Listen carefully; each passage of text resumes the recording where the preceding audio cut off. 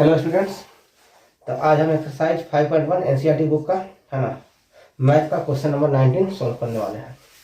18 तक पिछले वीडियो में सॉल्व कर चुके थे। अब जैसे दिया हुआ है कि so that the function defined by g of x बराबर x minus box of x is discontinuous at all integral points here box of x है ना, इसको बोलते हैं greatest integer function of x भी बोलते हैं। Denotes the greatest integer less than और इक्वल टू एक्स। समझते है क्या? यदि ये बॉक्स ऑफ एक्स समझ गए तो समझ में आ जाएगा कि है क्या। देखिए, ये मान लीजिए कि एक्स के जगह पे कोई नंबर ले लिए, तो इसका वैल्यू कहां से कहां तक होगा? देखिए, एक्स है ना, कुछ भी आर्बिट्रेरी सोच लीजिए, कोई भी नंबर है। अच्छा, इसके ठीक इधर कोई इंटीजर होगा और इसके ठीक इधर कोई ना कोई इंटीजर होगा, है ना। इसके ठीक लेफ्ट साइड में है ना कोई इंटीजर ले लिए और इसके ठीक राइट साइड में है ना। एक सभी सोच लीजिए कि इंटीजर नहीं है ना, बाद में इंटीजर पर भी आएंगे है ना कि इंटीजर होगा तो क्या होगा। तो लिखा हुआ है कि जो बॉक्स ऑफ एक्स लिखिएगा एक्स है ना, जब इसका बॉक्स लगाइएगा तो इसका वैल्यू कितना हो जाएगा? तो बॉक्स ऑफ एक्स का वैल्यू हो जाएगा मतलब ग्रेटेस्ट इंटीजर फंक्शन या ग्रेटेस्ट इंटीग्रल फंक्शन भी इसको बोलते हैं ऑफ एक्स। तो कह रहा कि इंटीजर होगा ग्रेटेस्ट है ना, लेकिन क्या होगा? लेस देन और इक्वल टू एक्स। मतलब यह है कि बड़ा इंटीजर लेना है, लेकिन या तो वो एक्स के बराबर होना चाहिए या तो एक्स से छोटा।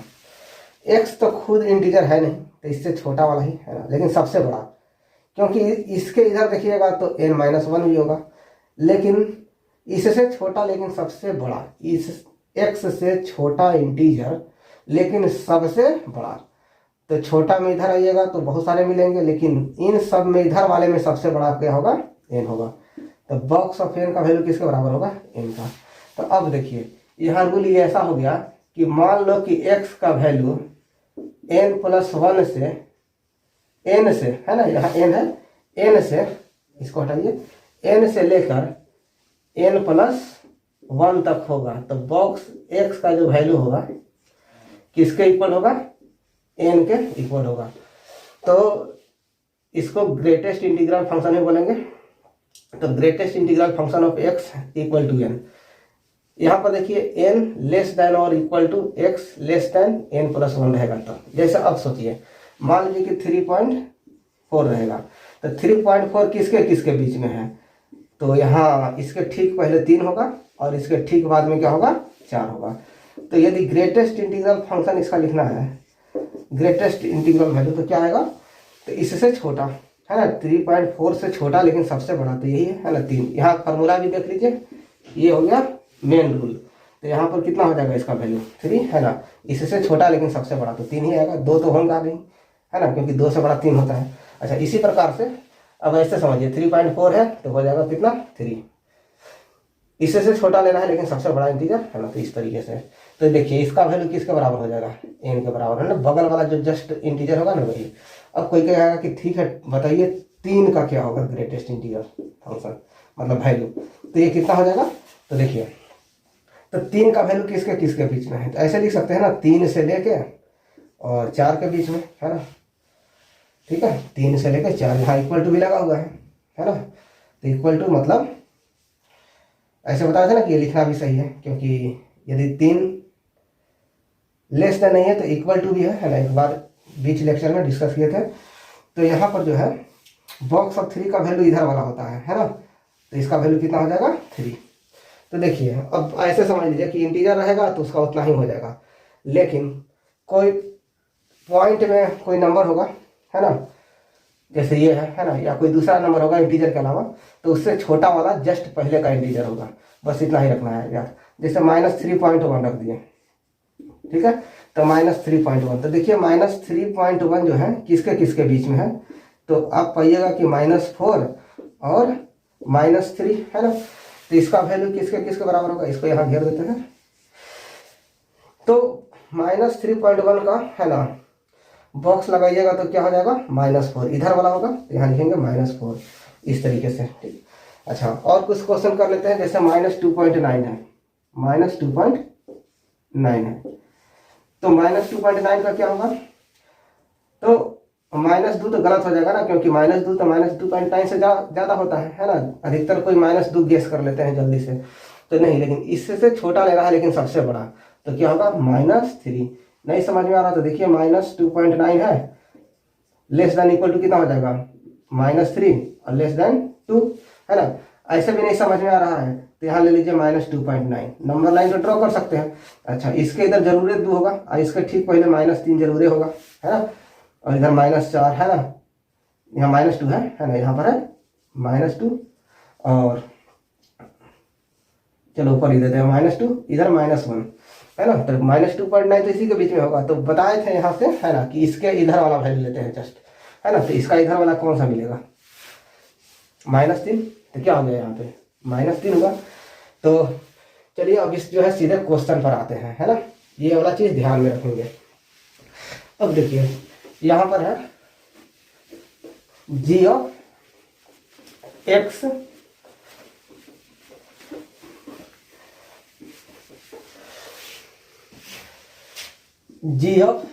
x equal to x minus greatest integral of x, या बॉक्स ऑफ x बोलिए, है ना, डायरेक्ट बॉक्स ऑफ x बोल दीजिए, बॉक्स ऑफ x। तो अब चलिए, तो इसमें ये दिखाना है कि शो करना है कि discontinuous at all integral points. तो let x equal to n, n जो है इंटीजर है, इंटीजर मान लिए कि ये इंटीजर है। तो सबसे पहले लिखिएगा लेफ्ट हैंड लिमिट। तो लेफ्ट हैंड लिमिट में क्या लिखिएगा, limit x tend to n minus, मतलब n से थोड़ा सा छोटा, है ना। हम एग्जाम्पल के थ्रू समझाने की कोशिश करेंगे। अच्छा, और फंक्शन क्या लेना है, g ऑफ x। अच्छा, तो लिमिट सिर्फ वही फंक्शन है ना, तो लिमिट x टेंड्स टू लिखिएगा n माइनस, रखिएगा x minus box of x। n integer ले लिए, इंटीजर कुछ भी सोच लीजिए, कोई भी एक वैल्यू सोच लीजिए, 2 3 4 5 जो भी सोचना है सोच लीजिए। तो यहाँ पर कितना हो जाएगा n माइनस, है ना, और माइनस यहाँ रख दीजिए n माइनस, है ना। तो बोले थे कि आप डायरेक्ट वैल्यू रख दीजिएगा, ठीक है। यहाँ तो ठीक है, डायरेक्ट वैल्यू n माइनस रख दीजिएगा, n रख दीजिएगा, ठीक है। लेकिन इसके जगह रखिएगा तो, है ना, थोड़ा सा भी इंटीजर से इधर उधर डेफिएट करेगा तो वो नंबर ही चेंज हो जाएगा। तो देखिए n माइनस है तो उसको मतलब मान लीजिए, सोच लीजिए, एज्यूम कर लीजिए 3, तो 3 एज्यूम कीजिएगा तो 3 माइनस का मतलब क्या हो गया, 3 माइनस का मतलब हो गया 2.999999, है ना। तो इसके जगह तो, है ना, 2.999, इन सब के जगह तो 3 लिखना ही होगा बेहतर। n बराबर कितना सोच लिए हैं, 3, है ना। एग्जाम्पल के थ्रू ज़्यादा समझ में आता है, तो n बराबर दिमाग में सोच लीजिए 3। तो यहाँ 3 माइनस रहेगा, तो 3 माइनस रहेगा तो आप सोचिएगा 2.9999। तो इसके जगह आप क्या रखिएगा, हमें यहाँ लिख देते हैं, है ना, इसके जगह रखिएगा आप डायरेक्ट 3। तो 2.999 ये सब लिखने से कोई फायदा है नहीं, क्योंकि अप्रोक्सीमेट ये 3 हो गया। अच्छा, अब आइए इसमें रखिएगा 2.999999। तो इसका वैल्यू, है ना, इसका वैल्यू क्या हो जाएगा, तो बताइए कि अभी बताए थे कि 2.999 ये सब किसके बीच में है। यहाँ रखिएगा 0, यहाँ रखिएगा मान लो 1, ठीक है, यहाँ रखिएगा 2, यहाँ रखिएगा 3। बताइए 2.9999 जस्ट 3 से बताए थे ना कि 3 माइनस मतलब 3 से छोटा, है ना। तो जस्ट पहले ही आएगा, यहाँ पर आएगा 2.99999, है ना। दिख रहा होगा पॉइंट, है ना। इससे थोड़ा सा लेफ्ट, है ना, नहीं दिख रहा होगा तो बता रहे हो, 3 से थोड़ा सा इधर जो पॉइंट लिए हैं। अच्छा, जब इसका ग्रेटेस्ट इंटीजर वैल्यू निकालिएगा तो क्या होगा, ये इसका वैल्यू किसके बराबर आएगा, इसके जस्ट बगल वाला इंटीजर बताए थे अभी, तो 2 के बराबर। तो इसका मतलब हो गया कि n जो एज्यूम किए थे 3, वो बन गया कितना है, n माइनस के कारण से, है ना, n माइनस हुआ तो इसके वजह से कितना बन गया, 2 बन गया, 1 कम हो गया, ठीक है। तो 1 कम हो गया तो इसका मतलब हुआ कि यहाँ पर रखिएगा n, अभी बताए थे कि यहाँ तो n ही रखिएगा, यहाँ पर क्या रखिएगा n, है ना, क्योंकि बताए थे अभी कि 2.9999 मान लो 2 लिखा हुआ है, उसके बाद 1009 लिखा हुआ है, तो उससे अच्छा है कि 3 ही लिखें, है ना। तो n माइनस रहेगा तो n माइनस, इसका बताए थे कि n माइनस का मतलब हो गया कि 3 एग्जाम्पल लेके बताए थे, तो 2.9999 2.999 जस्ट इसके मतलब कहने का मतलब दो जस्ट इधर है, लेफ्ट 3 के लेफ्ट में है, तो कह सकते हैं कि 2 और 3 के बीच में है। तो 2.9999 का वैल्यू जो है ना किधर हो जाएगा, है ना, ये 2.999 ऐसा देखा तो इंटीजर तो है नहीं, तो इसके बगल वाला इधर है ना छोटा लेकिन सबसे बड़ा इंटीजर क्या मिला 2। तो कहने का मतलब एक कम मिला, सोचे थे 3 और n माइनस लगाए तो एक कम गया, तो एक कम गया तो क्या हो जाएगा n-1, 3 से 2 हुआ तो n माइनस लगा हुआ है, इसका बॉक्स लिए तो कितना हो गया n-1, यही बस समझना था। तो n माइनस प्लस 1 है ना। यदि नहीं समझ में आया तो पीछे बैक करके है ना इसको फिर से समझ सकते हैं। n से n कैंसिल हो गया तो बचा कितना 1, तो इसका वैल्यू आ गया 1। अब चलिए अब नेक्स्ट अब देखते हैं, अब है राइट हैंड लिमिट। तो राइट हैंड लिमिट लिखिएगा तो कितना लिखिएगा लिमिट, अच्छा इसको इधर कर देते हैं, ये ऊपर वाला पोर्शन है। अब दूसरा देखिए राइट हैंड लिमिट, तो राइट हैंड लिमिट क्या लिखिएगा x tend to n plus लिखिएगा, तो n प्लस लिखिएगा तो x माइनस फंक्शन तो वही है ना, फंक्शन तो g(x) ही है, तो इसको लिखिएगा limit x tend to n plus, तो यहाँ लिखिएगा कितना x minus box of x। अब देखिए ये हो गया limit x tend to, x के जगह रखाएगा n प्लस, है ना, ये x है यहाँ n प्लस रखें माइनस यहाँ रखिएगा n प्लस। अब सोचिए n का वैल्यू एज्यूम कीजिए 3, तो n प्लस का मतलब सोच लीजिए कितना 3.00000, मान लीजिए ढेर माने जीरो दे दिए, बहुत सारा जीरो, उसके बाद लिख दिए 1। अब क्या करेंगे कि यहाँ पर इसको रख दिया ना, वैल्यू रख दिया तो लिमिट हटा दिए, जब रखाएंगे तो लिमिट कहना लिख रहे हैं, तो चलिए रखा गया। अब देखिए n प्लस है तो यहाँ पर लिखना है तो आप सीधे n प्लस की जगह क्या उतारिएगा, इतना तो लिखिएगा नहीं, उससे अच्छा है कि 3 लिखते हैं। लेकिन यहाँ पर 3.0000001 ऐसे लिखिएगा, है ना, तब क्या होगा इसका वैल्यू क्या होगा। तो देखिए यहाँ समझाते हैं, यहाँ पर है मान लीजिए 3 है, इधर 2 होगा, ठीक है, इधर कितना होगा 2 3 4, नंबर लाइन पर ऐसी होगा। अच्छा लिखा हुआ है 3 पॉइंट है ना, इतना लिखा हुआ है, इसका बॉक्स लेना है, तो बताइए 3 पॉइंट जस्ट इसके इधर वाला पॉइंट होगा, है ना, तो कितना होगा ये 3.0000 है ना, ऐसे दे दिए एग्जाम्पल, मन में सोच लेना है कि हाँ इतना वैल्यू है ना, मतलब कि थोड़ा सा अधिक मतलब बस थोड़ा सा अधिक, है ना, पहले ही बता चुके कोई फिक्स वैल्यू नहीं कि इतना ही वैल्यू हमको लेना है, ठीक है, थोड़ा सा मतलब, है ना, इसको और जितना छोटा हो सके कर सके, है ना, जितना पॉसिबल से पॉसिबल छोटा हो वो है। अच्छा इसके ठीक इधर, इसके ठीक इससे छोटा इंटीजर, तो ठीक छोटा इंटीजर पर आइएगा तो क्या मिलेगा 3 ही तो मिलेगा। ऐसे भी सोचिए कि 3.00001 जो है 3 और 4 के बीच में है, तो 3 और 4 के बीच में है, तो बताइए कौन वाला वैल्यू हो जाएगा। तो इसके बगल वाला, चाहे हम ऐसे लिख के बता रहे थे कि 3.0000 ऐसे लिखे थे ना, तो ये 4 और किसके बीच में है, ऐसे समझिए 3 के बीच में है, तो इसका बॉक्स लगाइएगा तो क्या मिलेगा 3। अब जैसे समझना है वैसे आप समझिए।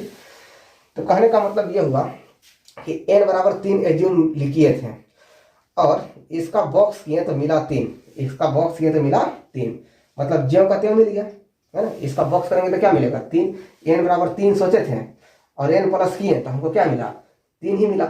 इसका मतलब जो वैल्यू सोचे थे n प्लस है, इसका मतलब वैल्यू n ही आएगा, है ना, जैसे 3 का 3 ही आया n प्लस करने पर, उसी तरह n प्लस का क्या आएगा n ही आएगा। तो यहाँ पर क्या हो जाएगा, ये n हो जाएगा माइनस क्या हो जाएगा n इक्वल टू कितना होगा 0, है ना। तो इसको भी ना होगा नहीं समझ में आएगा तो एक बार और पीछे से रिपीट करके वीडियो देख लीजिएगा, उसके बाद देखिए ये आ गया। अब जो है नेक्स्ट, अब थर्ड, अब क्या निकालना है g ऑफ n, n पर निकालना है कि n पर कितना होगा, है ना।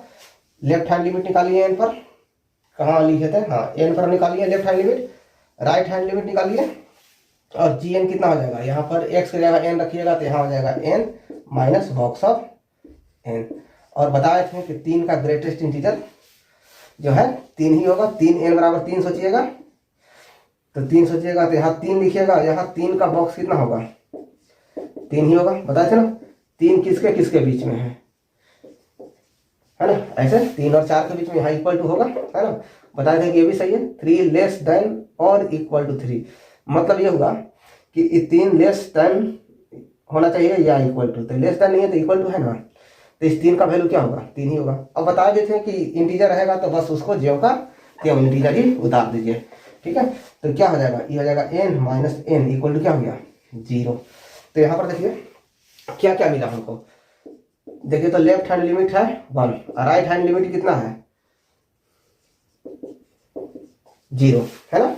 देखिए ये राइट हैंड लिमिट है 0, यहाँ देखिए राइट हैंड लिमिट 0 और लेफ्ट हैंड लिमिट यहाँ लिखा हुआ 1, तो दोनों बराबर नहीं है, इसलिए g of x is discontinuous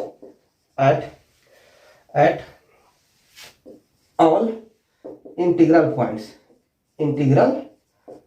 points. आप कोई भी इंटीजर लीजिएगा तो उन सारे पर लेफ्ट हैंड लिमिट 1 आएगा, राइट हैंड लिमिट 0 आएगा, जो कि ये डिसकंटिन्यूअस है। कंटिन्यूटी के लिए सारे के सारे इक्वल होना चाहिए। तो इसको लिखिए पॉज करके, और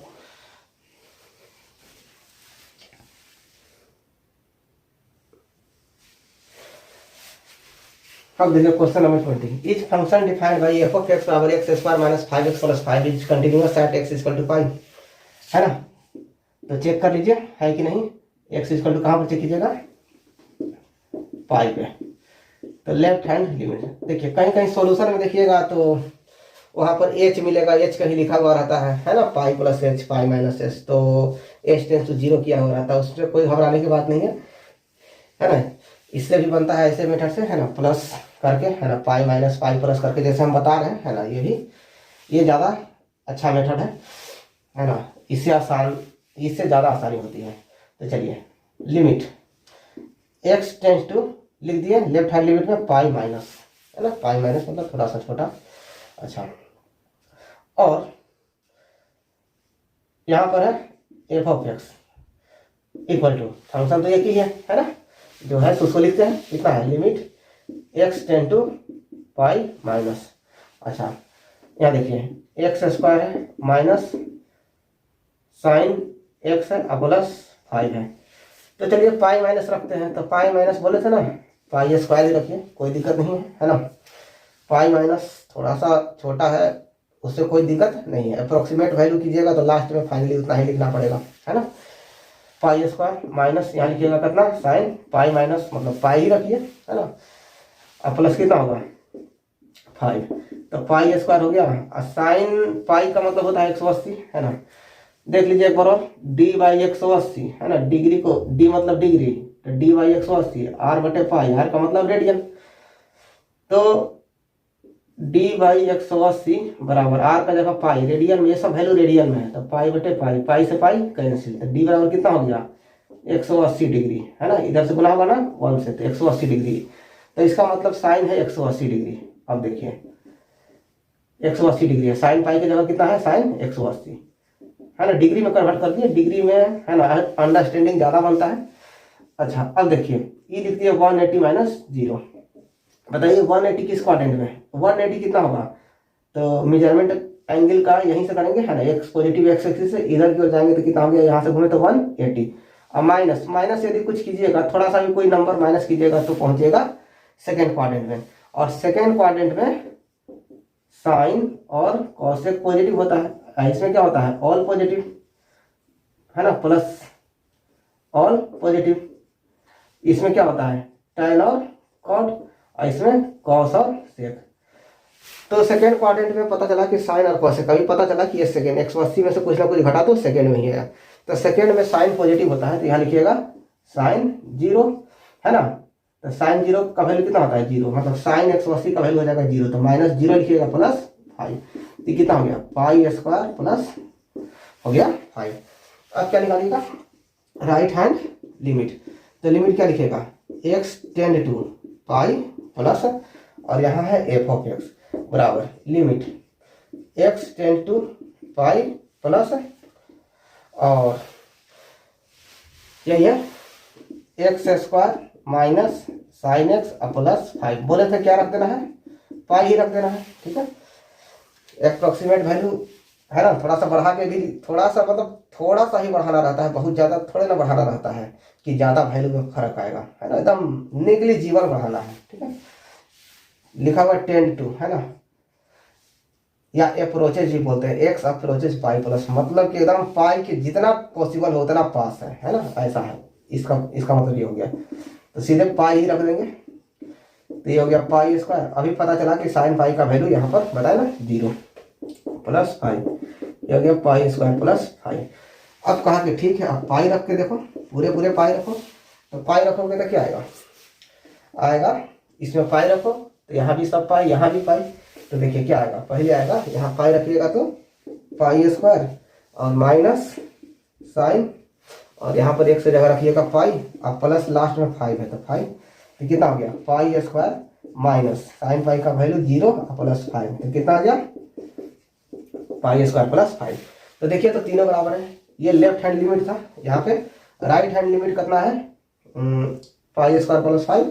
function value at x equal to pi, function value at x equal to pi कितना है तीनों बराबर है, इसलिए लिखेंगे लेफ्ट हैंड लिमिट बराबर राइट हैंड लिमिट बराबर फंक्शन वैल्यू एट पाई। तो इसलिए क्या हो गया f of x is continuous CONT dot मतलब continuous at x equal to pi. इसको पॉज करके नोट डाउन कर लीजिए।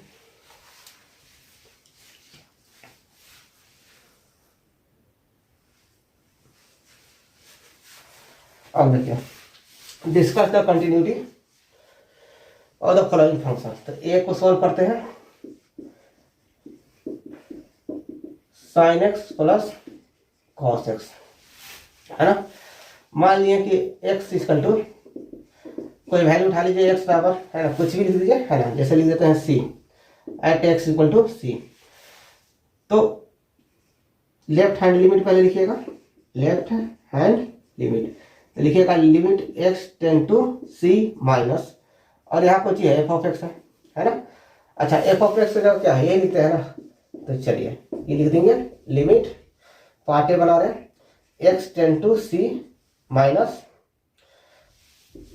लेफ्ट हैंड लिमिट देख रहे हैं है ना, x tend to c minus, यहाँ कितना है साइन एक्स है प्लस कॉस एक्स। बोले थे सी रख दीजिएगा तो कितना आएगा साइन सी आएगा, और यहाँ भी सी रखिएगा तो आएगा प्लस कॉस सी। अब देखिए राइट हैंड लिमिट भी लिखिएगा, तो लिमिट लिखिएगा तो एक्स टेंड टू आएगा सी प्लस, और एफ ऑफ एक्स लिखिएगा है ना, क्या लिखिएगा एफ ऑफ एक्स बराबर limit x tend to c plus, यहाँ लिखिएगा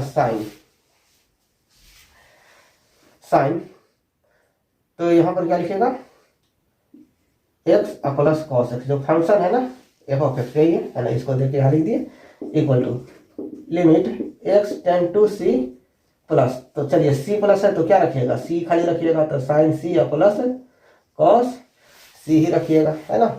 तो इसका वैल्यू बस उतना ही, अब क्या कीजिएगा सॉल्व, उसके बाद क्या रखिएगा एफ ऑफ सी पर, तो डायरेक्ट सी रखिए, तो यहाँ सी रखिएगा तो यहाँ क्या रखना पड़ेगा साइन सी प्लस कॉस सी। देखिए तीनों जो है इक्वल है, तो यहाँ पर लिखिएगा कि इसलिए क्या होगा left hand limit equal to right hand limit equal to f of c पर, तीनों बराबर आ गया। सी कोई भी वैल्यू उठाए थे अपने मन से, कुछ भी उठा लीजिए, कोई भी वैल्यू है ना, सी उसके लिए है, कोई भी वैल्यू उठा के ले लीजिए, तो ये तीनों बराबर आ गया। तो लिखिएगा कि f of x is continuous function है ना। तो कोई भी वैल्यू मतलब आर्बिट्रेरी कोई भी वैल्यू उठा के देखें सी, तो ये आ गया कंटिन्यूअस फंक्शन। तो लिखेंगे कि एफ ऑफ एक्स जो है क्या है एक कंटिन्यूअस फंक्शन है। अब इसी प्रकार से है ना बाकी सब का पार्ट बी में खाली माइनस है तो वो लगा देना है, और पार्ट सी है ना, मतलब ये दोनों ऐसे सॉल्व करके देखिएगा। अब देखिए अब साइन एक्स का खाली सोचा जाए, ठीक है, साइन एक्स का सोचा जाए तो ये साइन एक्स है तो ये भी आता साइन एक्स, यदि साइन एक्स होता खाली तो क्या आता साइन सी आता है।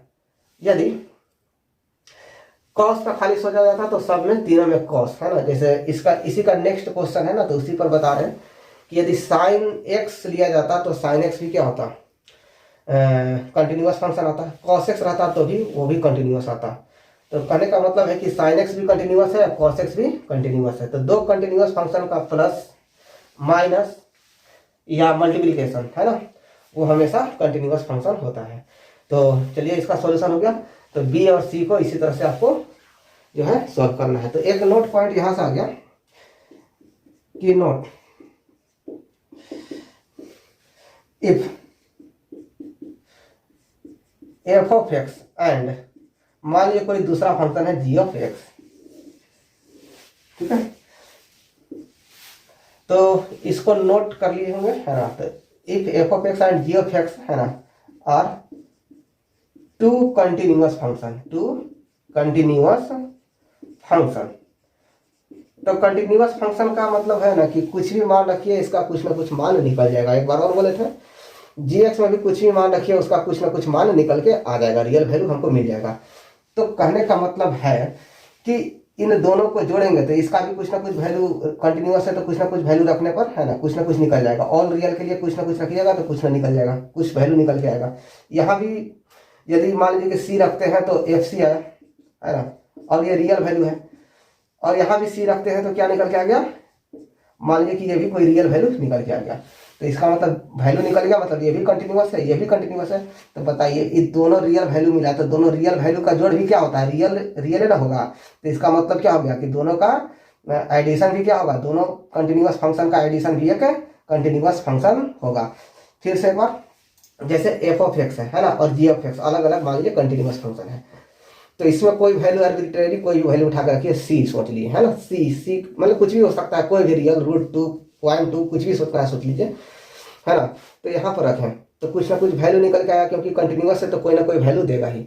जी सी, है ना, जी ऑफ सी, तो ये भी कोई ना कोई वैल्यू देगा। तो बताइए ये भी रियल है और ये भी रियल है, कोई ना कोई वैल्यू निकल के आएगा। रियल मतलब वैल्यू निकल के आएगा, मतलब रियल वैल्यू की बात कर रहे हैं हम ना, क्योंकि सारा रियल फंक्शन हम पढ़ रहे हैं, कोई कॉम्प्लेक्स फंक्शन हम लोग नहीं पढ़ रहे। तो इन दोनों का सम भी क्या आएगा, रियल आएगा। रियल नंबर, दो रियल नंबर को जोड़ेंगे तो क्या आएगा, रियल नंबर। तो इसका मतलब है कि, इसका मतलब ये हुआ कि f of x plus g of x, है ना, ये क्या होगा, कंटिन्यूअस होगा। अच्छा अब देखिए ये भी रियल नंबर निकल के आए, ये भी रियल नंबर थे, तो दोनों को घटाइएगा तो दो रियल नंबर का डिफरेंस भी क्या आता है, रियल नंबर ना आता है। तो इसलिए क्या हो गया, ये भी क्या होगा, कंटिन्यूअस होगा। यदि तीसरा देखा जाए तो f of x into g of x, तो दो रियल नंबर का मल्टीप्लीकेशन भी क्या निकल के आएगा, रियल नंबर ना। तो ये कंटिन्यूअस, तो ये भी f of x plus g of x continuous आया ना। साइन एक्स क्या है, साइन एक्स भी साइन एक्स यदि कॉस एक्स, ये भी कंटिन्यूअस है, ये भी कंटिन्यूअस है। अच्छा नेक्स्ट में नहीं पता चल रहा है कि साइन एक्स और कॉस एक्स कैसे कंटिन्यूअस है, तो इसी के जस्ट नेक्स्ट एक्सरसाइज में बताएंगे ना कि साइन एक्स और कॉस एक्स कंटिन्यूअस, उसमें साबित करना है कि sine x cos x continuous function है।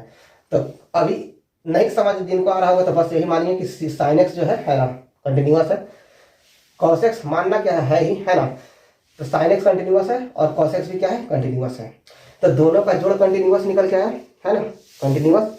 दोनों का घटाव भी कंटिन्यूअस निकल के आएगा और दोनों का मल्टीप्लिकेशन भी कंटिन्यूअस निकल के आएगा, ठीक है। तो f of x g of x continuous रहेगा ना, तो दोनों का प्लस माइनस और मल्टीप्लिकेशन, है ना, तीनों जो है कंटिन्यूअस होगा। तो इसको नोट डाउन कर लीजिए।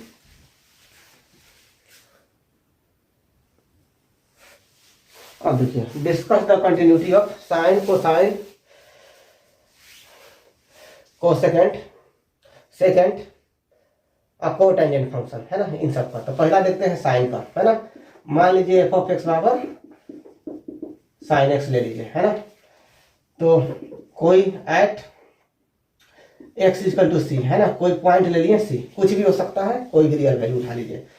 तो सबसे पहले लेफ्ट हैंड लिमिट लिखिएगा, limit x tend to c minus, यहाँ लिखिएगा साइन एक्स, एक्स की जगह सी माइनस भरिएगा तो सी ही भरिएगा, है ना, सी माइनस तो सी भर दीजिएगा, बता चुके हैं।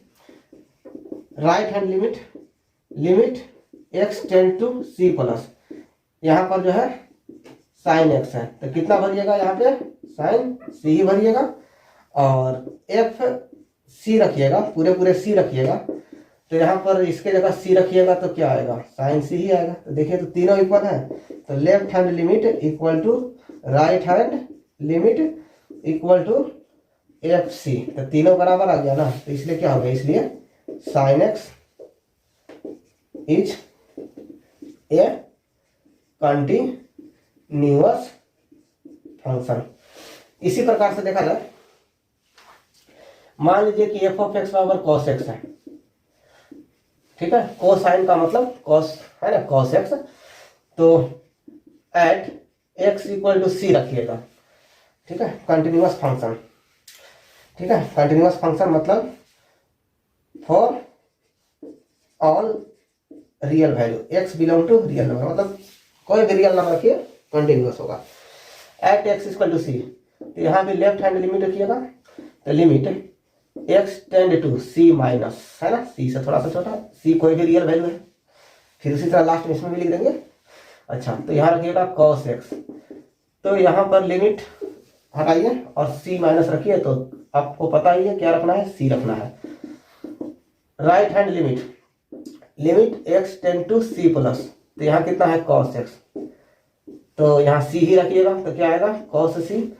और तीसरा में एफ सी रखिएगा, तो जहाँ एक्स दिखे वहां सी रखिए, यही फंक्शन वाले हैं, तो कितना रखिएगा कॉस सी। तो देखिए, तो left hand limit equal to right hand limit equal to f of c, function value at c, तो इसलिए क्या हो जाएगा कॉस एक्स इज, है ना, a continuous function for all x belongs to real number, है ना, या x element of real number. तो कोई भी रियल नंबर रखिए, है ना, सी कोई भी रियल नंबर हम सोच ही दिए थे, तो इसके लिए कितना वैल्यू निकल के आया, तीनों इक्वल आया, तो इसलिए जो है ये कंटिन्यूअस हो जाएगा।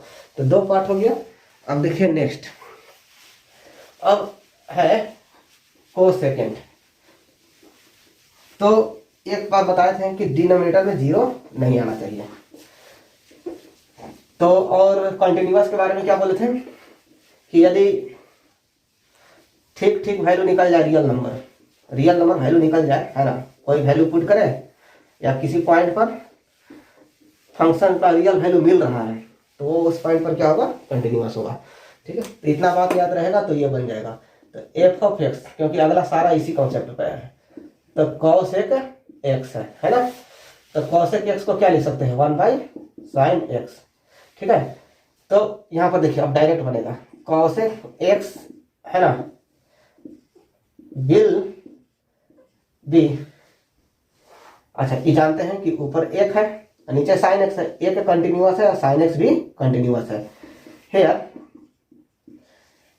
Sign x is continuous function, f n लिख दिए, एफ एन मतलब फंक्शन, तो साइन एक्स कंटिन्यूअस फंक्शन ही पता है, मतलब साइन एक्स का कोई ना कोई वैल्यू आपको रियल निकल के आ जाएगा। तो इसलिए 1/sin x, या इसी को cosec x बोल दीजिए, विल बी कंटिन्यूअस इफ, अब यहां लग गया इफ। कब कंटिन्यूअस होगा, खाली बोले थे कि डिनोमिनेटर में जीरो नहीं होना चाहिए, डिनोमिनेटर में जीरो हो गया तो फिर तो नॉट डिफाइंड का केस में आ गया, वैल्यू नहीं निकल पाएगा, वैल्यू नहीं निकल के आएगा, तो आएगा कुछ उल्टा बोला जा रहा है। तो साइन एक्स जो है इक्वल टू नॉट जीरो, तो अच्छा एक्स इक्वल टू क्या होगा, एक्स इक्वल टू नॉट कहाँ कहाँ होगा बताइए, तो बताइए साइन जीरो कहाँ पर होता है, साइन जीरो यदि 11th क्लास में पढ़े होंगे तो चलिए लिख देते हैं, साइन एक्स बराबर जीरो, तो एक्स इक्वल टू होना चाहिए कि एक्स इक्वल टू क्या होगा, x equal to n pi, formula number 1, है ना। जैसे जैसे मिलते जाएगा वैसे वैसे बताते जाएंगे। तो x इक्वल टू एन पाई, तो x इक्वल टू एन पाई के बराबर नहीं होना चाहिए, मतलब नीचे जीरो, कंटिन्यूअस होने के लिए डिनोमिनेटर में जीरो नहीं होना चाहिए। और साइन एक्स बराबर जीरो, तो 11th क्लास में x इक्वल टू एन पाई होता है, जहाँ n बराबर होता है 0 +- 1 +- 2 etc, मतलब डॉट डॉट डॉट, है ना, n का मतलब इंटीजर। तो x का वैल्यू ये नहीं होना चाहिए, क्या नहीं होना चाहिए, जब जीरो के बराबर इक्वल नहीं होना चाहिए तो x जो है एन पाई के इक्वल नहीं होना चाहिए। तो इसका जो है, इसलिए cosec x या 1/sin x will be continuous at all values except x equal to n pi, मतलब x equal to n pi छोड़ के सभी वैल्यू पर ये कंटिन्यूअस है। x बराबर एन पाई रहेगा तो साइन एक्स जीरो आ जाएगा, तो डिनोमिनेटर में जीरो आ गया तो फिर नॉट डिफाइंड होगा, है ना। तो cos x will be continuous, ध्यान से देखिएगा, है ना, will be continuous at all values except, मतलब इनको छोड़ के बाकी सारे पॉइंट पर क्या होगा, ये कंटिन्यूअस होगा, है ना। तो डिस्कस द कंटिन्यूटी मतलब बताना था कि कहाँ कहाँ कंटिन्यूअस है, तो बता दिए। तो इसको ठीक से बढ़िया से पढ़िए। अच्छा, ये नहीं समझ में आया तो आगे सेकेंड है को टेंजेंट है, यही है ना, और तो कोई नहीं है, ठीक है। टेंजेंट भी होगा तो अपना समझ लीजिएगा, है ना, क्या होगा क्या नहीं। तो को टेंजेंट ये साइन शायद नहीं था तो हम साइन लिख दिए, पता नहीं क्या था। चलिए तो इसको मिटाते हैं। अब नेक्स्ट क्वेश्चन,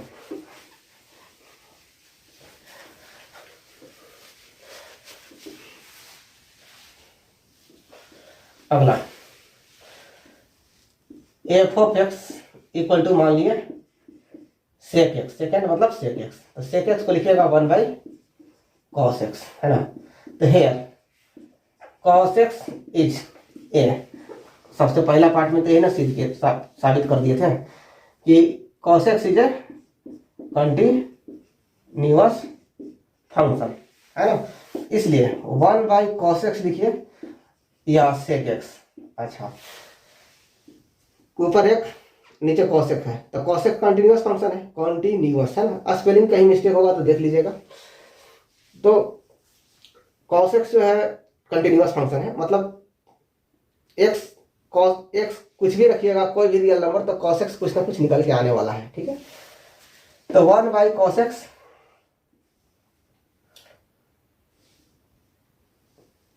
है ना विल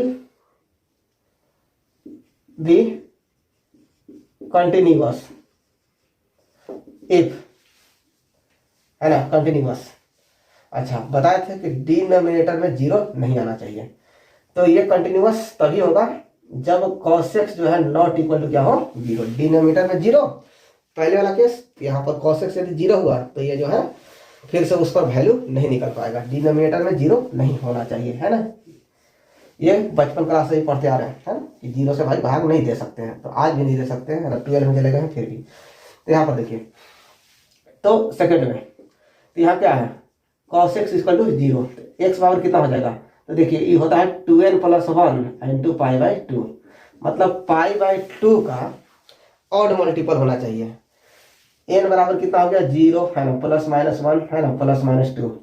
ऑड मल्टीपल का मतलब क्या हो गया कि जैसे n बराबर जीरो रखिएगा तो खाली π/2 आएगा, माइनस n बराबर जीरो रखिएगा तो इतना आएगा, 1 रखिएगा तो 2 1 3 3π/2 आएगा। तो मतलब इन सब वैल्यू पर जो है ना cos का जो वैल्यू होता है वो होता है जीरो। तो ये भी जो है 11वीं क्लास का दोनों फार्मूला था। तो मतलब x किसके इक्वल टू नहीं होना चाहिए, तो 2n + 1 इंटू π/2 के इक्वल नहीं होना चाहिए। यदि ये हुआ तो फिर से जो है इस पर वैल्यू नहीं मिलने वाला है 1/cos x का या sec x का, मतलब इन पॉइंट पर ये डिसकंटिन्यूअस है। तो इसलिए sec x, है ना, विल बी कंटिन्यूअस, है ना, at all x element of real except x equal to 2n + 1 π/2। इसका लिखने का मतलब समझिए कि सभी रियल वैल्यू के लिए जो है ना sec x कंटिन्यूअस होगा, एक्सेप्ट मतलब किसको, इसको छोड़ के बाकी सभी के लिए, है ना। ये कहने का मतलब ये है, यही है। तो ये हो गया। अब अगला है को टेंजेंट, तो को टेंजेंट का ऊपर साइन लिखिएगा और नीचे कॉस लिख के बनाइएगा, ठीक है। तो साइन भी कंटिन्यूअस, देखिए हम हिंट देते, अच्छा, ऊपर कॉस और नीचे साइन, है ना, कॉट का तो यही होता है ना, कॉट एक्स का। तो ये हिंट देते हैं, एक बार बना लीजिएगा। ऊपर भी कोई ना कोई वैल्यू निकल के आएगा क्योंकि कंटिन्यूअस है, नीचे भी कोई ना कोई वैल्यू निकल के आएगा। और कंटिन्यूअस कब होगा, जब डिनोमिनेटर जो है ना जीरो नहीं होना चाहिए। तो बस इसके पहले वाला चीज को कॉपी कर देना है, बस ये बन जाएगा। मतलब cosec x का पता है ना, तो उसी का कॉपी कर देना है बस, ये हो गया, ठीक है। तो इसको नोट डाउन कर लीजिए।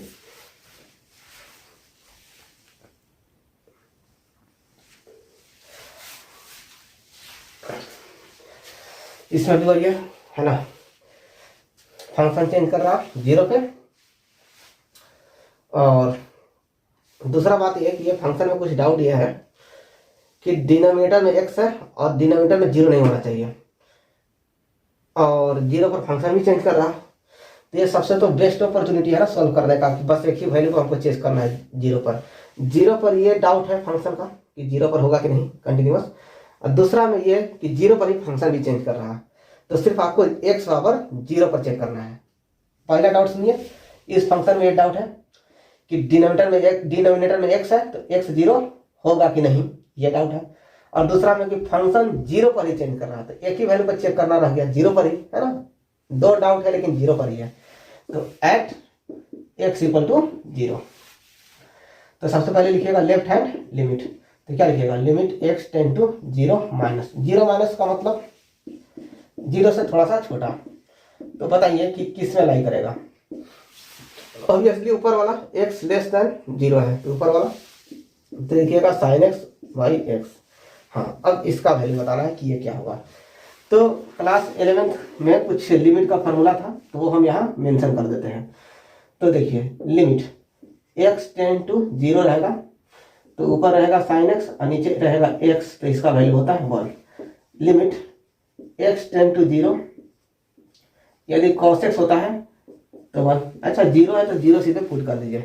अच्छा, तीसरा था लिमिट x टेंड टू 0 और tan x बटा में x रहेगा, तो इसका ही वैल्यू 1। अच्छा, अब देख लीजिए, पहला देख लीजिए, है ना। बताइए ये सब एंगल जो है रेडियन में होता है। तो अब देखिए, मान लीजिए ये ट्रायंगल है, ठीक है।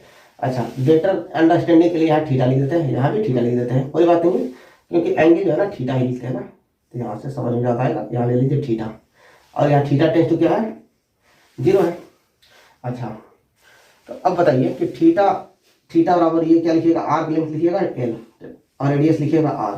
तो थीटा इसको कितना लिखिएगा l बाई r, है ना। ये तो ट्रिग्नोमेट्री का जो है बेसिक फार्मूला है, थीटा इक्वल टू सर्किल में l बाई r होता है। अच्छा, अब दूसरा में यह है कि थीटा बहुत छोटा है ना, थीटा को धीरे धीरे बहुत छोटा कर देते हैं 10 to 0। अब सोचिए कि हम इसके पास में है ना, तो थोड़ा कैमरा में देखें, वीडियो में, इसके लिए थोड़ा सा दूर बना देते हैं। अच्छा, अब यदि साइन थीटा लिखना चाहे, साइन थीटा, तो यहाँ कहिएगा कि कैसे साइन थीटा लिखे। तो सोचिए कि ये जब बहुत थीटा छोटा एंगल होगा तो ये लगभग क्या होगा, ये लगभग 90 डिग्री होगा, मतलब कि एकदम बहुत छोटा 10 to 0, मतलब विदिन 2 डिग्री 3 डिग्री, इससे ज़्यादा नहीं। तो सोचिए कि बहुत छोटा होगा तो क्या होगा, ये लगभग 0 है ना, थीटा टेंस टू 0 ही है, तो ये लगभग 0। तो बाकी ट्रायंगल का है ना, एंगल का सम कितना, लगभग 180, तो लगभग 90 होगा। तो साइन थीटा, चलिए मान लीजिए कि इसको 90 समझिए, तो साइन थीटा रखिएगा तो सामने वाला परपेंडिकुलर, तो परपेंडिकुलर यही ना होगा, एल ही होगा ना, एल माने थे आर्क लेंथ, तो एल ही होगा। अब बटा में हाइपोटेनस का लेंथ क्या है r। तो देखिए तो ये दोनों इक्वल हो गया, है ना। थीटा जब छोटा होगा ना, तो ये साइन थीटा और थीटा लगभग इक्वल आएगा, है ना। इसको एक बार नहीं समझ में आएगा तो फिर से वीडियो रिपीट करके देखिएगा क्या बोले हैं, है ना। बस अप्रोक्सीमेशन ये सब होता है ना। 10 to 0 मतलब एकदम छोटा करने पर मतलब अप्रोक्सीमेटली कैसा होगा इसको फील कर लेना है। तो ऊपर लिखिएगा साइन थीटा और नीचे लिखिएगा थीटा, जब थीटा टेंस टू 0 है ना, थीटा यहीं पर क्या है, थीटा टेंस टू 0 कर दिया। तो साइन थीटा की जगह ऊपर में l बाई आर, नीचे भी रखिएगा l बाई आर, है ना। तो हम जो है ना ये एकदम शॉर्ट में प्रूफ दे दिए, है ना, कि इसका वैल्यू कितना निकल के आ जाएगा 1, ठीक है। यहाँ पर 0 सीधे रखिएगा तो 1, है ना। थीटा यहाँ x फिर से रिप्लेस कर लीजिए, बात वही है ना, इसका वैल्यू। अच्छा, अब यहाँ पर आइए, तो tan x को लिखिएगा ऊपर कितना sin x और नीचे क्या लिखिएगा cos x, है ना। लिमिट कितना है, हम ये वाला दिखा रहे हैं, ये वाला। तो tan x को लिखिएगा sin x by cos x, यहाँ x है। अच्छा, x टेंस टू 0। अच्छा, अभी पता चला इसका वैल्यू भी 1 होता है, इसका ये वैल्यू क्या होता है 1। तो 1 अब बटा में क्या हो गया 1। साइन एक्स बाई एक्स का वैल्यू पता चला ना, जब थीटा टेंस टू 0 मतलब वही x टेंस टू 0, x छोटा हुआ तो 1 और ये cos x 1, तो कितना निकल गया 1, ये भी 1। तो इस तरह से तीनों प्रूफ हो गया। अच्छा, अब रह गया कि कहिएगा कि थीटा 0 माइनस है, आप 0 खाली लिखें। तो देखिए शुरुआती में मतलब फर्स्ट क्लास में ही वीडियो में ही बताए थे कि x टेंस टू 0 का मतलब दो मतलब होता है।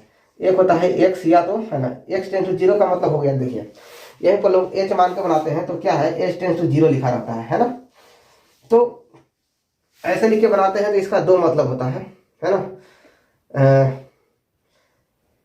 या तो जीरो से छोटा हो सकता है, जीरो के तो बराबर है नहीं ये, है ना, एच जीरो के बराबर है नहीं। उसी प्रकार एक्स जो है जीरो के बराबर है नहीं, लेकिन जीरो से या तो थोड़ा सा छोटा हो सकता है, तो छोटा कहने का मतलब जीरो माइनस, और थोड़ा सा बड़ा का मतलब क्या हो गया, x tends to zero plus, है ना। तो इसका मतलब ये होता है एच टेंस टू जीरो, मतलब एच जो है जीरो से छोटा भी हो सकता है और जीरो से थोड़ा सा बड़ा भी हो सकता है, ज़्यादा नहीं थोड़ा सा, है ना। तो सारे मेथड एक ही रहते हैं, है ना। समझने का, कॉन्सेप्ट समझने का, है ना, हर एक का तरीका अलग अलग है ना, लेकिन फाइनली रिजल्ट एक ही मिलेगा। तो यहाँ पर देखिए, तो एक्स टेंस टू जीरो का मतलब हो गया कि एक्स जो है जीरो से या तो छोटा हो सकता है या बड़ा हो सकता है। अच्छा, एक्स टेंस टू जीरो पर, है ना, ये वैल्यू ये फार्मूला में ये निकला, है ना, वन, है ना। तो मतलब इसके लिए भी वन ही आएगा, इसके लिए भी वन, दोनों के लिए सेम आएगा, है ना। एक्स टेंस टू जीरो का मतलब दो मतलब, या तो जीरो से छोटा हो सकता है या जीरो से थोड़ा सा बड़ा हो सकता है ना। अब इसका वैल्यू निकल के आ गया वन, है ना। तो इसका मतलब इसका भी वैल्यू, है ना, लेफ्ट हैंड लिमिट बताया था ना, लेफ्ट हैंड लिमिट और राइट हैंड लिमिट भी सेम होना चाहिए, तभी ना दोनों सेम होगा, ये दोनों सेम होगा तभी ये एग्जिस्ट करेगा, नहीं तो नहीं। ये लिमिट का कॉन्सेप्ट हो गया, यही लिमिट का कॉन्सेप्ट हो गया। यदि लेफ्ट हैंड लिमिट और राइट हैंड लिमिट ये दोनों इक्वल होगा तब लिमिट एग्जिस्ट करेगा, मतलब ये वाला एग्जिस्ट करेगा, है ना, एक्स टेंस टू जीरो पर एग्जिस्ट करेगा, नहीं तो नहीं करेगा। तो चलिए, तो इसका वैल्यू कितना होगा कहने का मतलब ओवरऑल कितना आया, ये जीरो है, तो ये जीरो है, एक्स टेंस टू जीरो, है ना, एक्स टेंस टू जीरो है, तो इसका वैल्यू निकल के आया साइन थीटा का बाई थीटा, या एक्स यहाँ पर रिप्लेस कीजिएगा तो यहाँ भी एक्स रिप्लेस कीजिएगा, यहाँ भी क्या रिप्लेस कीजिएगा, एक्स, है ना। तो इसका वैल्यू एक निकल के आया, इसके लिए एक, तो इसके लिए भी एक आएगा, इसके लिए भी एक, है ना। यही लिमिट का कॉन्सेप्ट है, क्लास 11 का है। तो बस कुछ नहीं ध्यान रखना है, बस ये, है ना, ये जीरो है, एक्स टेंस टू जीरो, तो साइन एक्स बाई एक्स का वैल्यू वन, है ना। तो इसका भी जीरो माइनस पर पता ही है, ऊपर वाला फंक्शन लिए थे तो साइन एक्स बाई एक्स, इसका भी वैल्यू कितना, वन, बस। अब देखिए नेक्स्ट अगला है ना। तो इनको, इस फॉर्मूला को नोट कर लीजिएगा, बहुत ज्यादा हो सकता है यूज में आए। चलिए, right hand limit x tend to zero plus, zero plus मतलब जीरो से बस थोड़ा सा बड़ा, तो देखिए एक्स ग्रेटर देन और इक्वल टू जीरो, मतलब बराबर भी है और जीरो से थोड़ा सा बड़ा भी है। तो कौन सा फंक्शन है सामने वाला, एक्स प्लस वन, लिखिएगा एक्स प्लस वन। अब रखने के लिए बोले थे कि जीरो रख दीजिएगा, तो जीरो प्लस वन कितना हो गया, वन। अब पूरे पूरे जीरो रखिए, तो पूरे पूरे जीरो इक्वल टू लगा हुआ है, तो यही वाला फंक्शन होगा, तो एक्स से जगह जीरो भरिएगा, तो यहाँ कितना हो जाएगा, जीरो प्लस वन, कितना आया, वन। देखिए तो तीनों बराबर है, left hand limit, right hand limit और फंक्शन वैल्यू एट एक्स बराबर जीरो, इसलिए यहाँ पर लिखिएगा left hand limit equal to right hand limit equal to function value at x equal to one, इसलिए एफ ऑफ एक्स, हाँ, had no point of discontinuity, no point of discontinuity। देखिए यही बता रहा था कि find all point of discontinuity of F, मतलब इस फंक्शन का। तो यहाँ पर हमको डाउटफुल पॉइंट मिला जीरो, है ना, जहाँ पर हमको संदेह है कि यहाँ पर कंटिन्यूअस होगा कि नहीं होगा। तो उसी पर सिर्फ चेक करेंगे, बाकी जगह तो ठीक ही है ना, बाकी जगह यही बोल देते हैं कि बाकी जगह ठीक है, तो ठीक है, जहाँ गड़बड़ है वहाँ चेक करेंगे। और पता चल गया कि x बराबर जीरो पर जो है डिसकंटिन्यूअस नहीं है, मतलब कंटिन्यूअस है ना, मतलब कि f of x is continuous at x equal to करना बचे किए थे जीरो पे। तो इसका मतलब कोई भी पॉइंट ऑफ डिसकंटिन्यूटी नहीं है, इसको नोट कीजिए ठीक से।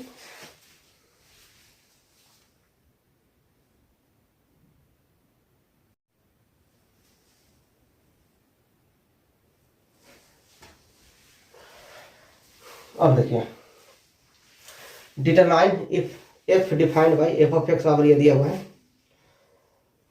इज ए कंटिन्यूअस फंक्शन, ठीक है। तो हमको डाउटफुल पॉइंट कहाँ पर है, जीरो पर, है ना, जीरो के इक्वल टू कुछ, जीरो के इक्वल रहेगा तब जीरो है, और जीरो के इक्वल नहीं है तब कुछ और है। तो सबसे पहले लिखेंगे लेफ्ट हैंड लिमिट, देखिएगा limit x tends to zero minus, और यहाँ पर क्या लिखिएगा, एफ ऑफ एक्स, तो इक्वल टू लिखिएगा limit x tend to zero minus. अब देखिए यहाँ पे एक्स जो है जीरो के इक्वल नहीं है, तो एक्स जीरो से या तो कम हो सकता है थोड़ा सा, और या तो ज़्यादा, दोनों तो इसी में शामिल है ना, जीरो के इक्वल है ही नहीं। यहाँ पे लिखेगा कि एक्स जीरो से क्या थोड़ा सा छोटा है, तो जीरो से थोड़ा सा छोटा का मतलब क्या हुआ कि x 0 के बराबर नहीं है, तो फंक्शन तो ऊपर वाला ही हो गया, है ना। तो कितना लिखेंगे, एक्स स्क्वायर, यहाँ लिखेंगे साइन 1/x। अच्छा, अब ध्यान दीजिए, ये हो गया एक्स स्क्वायर। अच्छा, इसका वैल्यू बताइए। अब देखिए हम घेर रहे हैं, है ना, आप लोग नहीं घेरिएगा, इसको समझ लेना है। x टेंस टू 0 माइनस, मतलब 0 माइनस का मतलब हो गया कि 0 डिग्री, 1 डिग्री, 2 डिग्री, कुछ भी रहे, है ना जी, कुछ भी छोटा सा वैल्यू ले लीजिए। तो बताइए कि साइन थीटा का मैक्सिमम वैल्यू 1 होता है, मिनिमम होता है -1।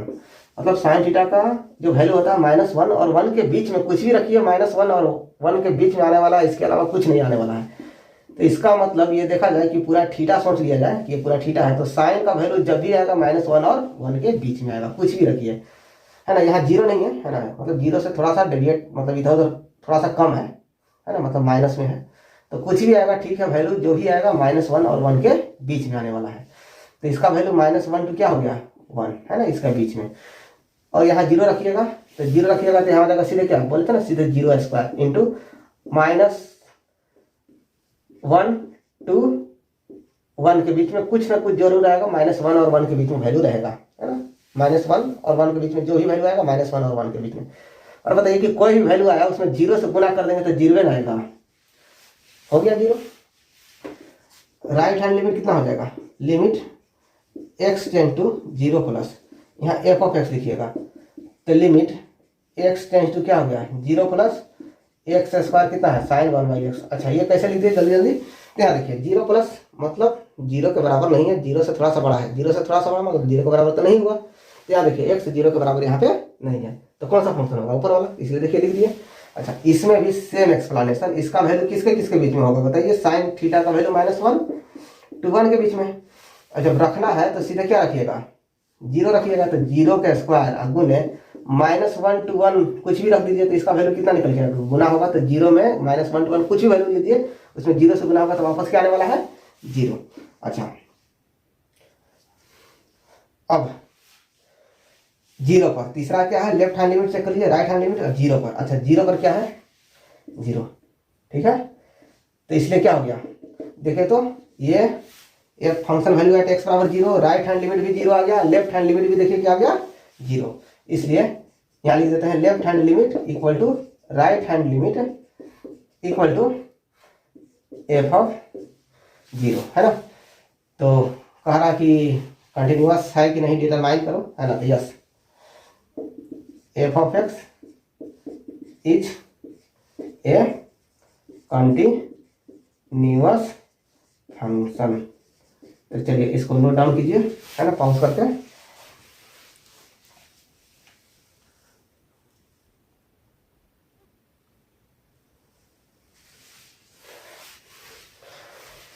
Question number 25, examine the continuity of f where f is defined by f of x बराबर sin x minus cos x if x equal to not 0 और -1 इफ x इक्वल टू 0।